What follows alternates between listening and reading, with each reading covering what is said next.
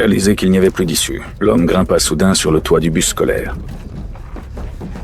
Heureusement, les zombies ne savent pas grimper, donc la crise était plus ou moins maîtrisée, mais cela l'avait aussi poussé dans une impasse mortelle, car les zombies ne pouvaient pas monter, et lui-même ne pouvait pas descendre. Tant qu'il restait sur le bus, les zombies ne partiraient pas. L'homme comprit immédiatement qu'il était piégé. Une longue période de peur l'avait déjà épuisé. Il ne continua pas à rester debout pour provoquer les zombies. Au contraire, il choisit de profiter de l'occasion pour se reposer sur place. L'homme s'accroupit lentement, puis s'allongea dans la peur.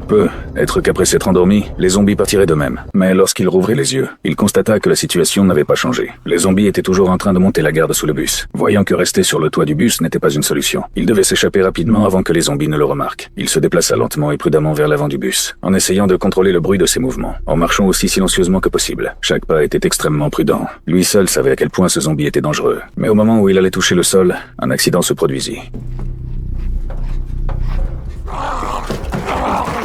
L'homme dut de nouveau remonter sur le toit du bus. Mais cette fois, il n'eut pas autant de chance. Le zombie avait appris à grimper et se précipita vers lui. Pas le temps d'être choqué. Dans la panique, l'homme sauta dans un autre bus, même s'il était déjà gravement blessé par rapport aux zombies. Mais il n'y avait plus le temps de s'en soucier. Il se releva rapidement en essayant de s'enfuir. Mais il heurta de plein fouet ce fichu zombie par accident. Et sous la peur, il sauta hors du bus. L'homme recommença à fuir désespérément. Il traversa rapidement une grille métallique et courut vers le loin. À ce moment-là, il vit une caserne de pompiers et y entra en courant. Craignant que la porte ne soit pas assez solide, il poussa rapidement une armoire pour bloquer la porte. Mais malheureusement, l'une des portes roulantes n'était pas complètement descendue. Il savait qu'avec l'intelligence de ce zombie, il finirait tôt ou tard par entrer. Et il courut dans le bureau pour essayer de trouver une sortie de l'intérieur. Mais à sa grande surprise, la porte était verrouillée et impossible à ouvrir. Voyant qu'il n'y avait plus de retraite, il regarda vers le mur où se trouvait une hache et prit la décision de complètement en finir avec ce zombie une bonne fois pour toutes.